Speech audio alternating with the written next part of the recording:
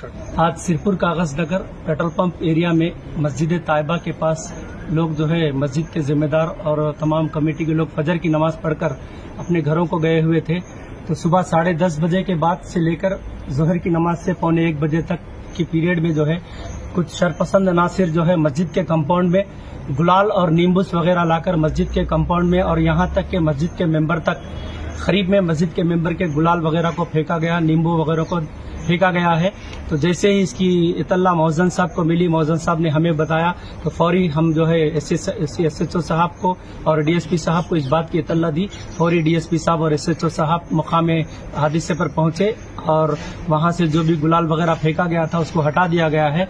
लेकिन हम इसकी सख्त मजम्मत करते हैं और डिपार्टमेंट से गुजारिश करते हैं कि ये जानबूझकर किया गया हुआ ये काम है। हम इसकी सख्त मजम्मत करते हुए डिपार्टमेंट से, हमारे जिले के एसपी साहब से, डीएसपी साहब से, एसएचओ साहब से हमारी गुजारिश है कि माहौल को खराब करने की भरपूर कोशिश की गई है।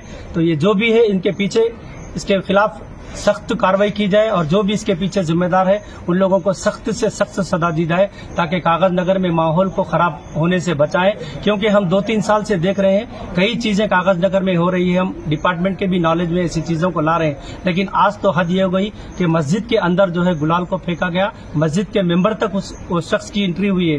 तो एसएचओ साहब, डीएसपी साहब ने కాకినాడ పట్టణంలోని ఇండస్ట్రియల్ ఏరియాలోని తాయిబా మాస్క్ ఏరియాలో ఉదయం 10:30 నుండి 1 గంట మధ్య ప్రాంతంలో మాస్కులో ఎవరు లేని సమయంలో ఎవరు గుర్తు తెలియని వ్యక్తులు వచ్చి టెంపుల్లో కుంకుమ పసుపు చల్లిన దరఖాస్తు ఇవ్వగా దాని మీద కేసు రిజిస్టర్ చేసి చర్య తీసుకుంటాము. దోషులను త్వరలో పట్టుకుని కఠినంగా చర్య తీసుకుంటాం.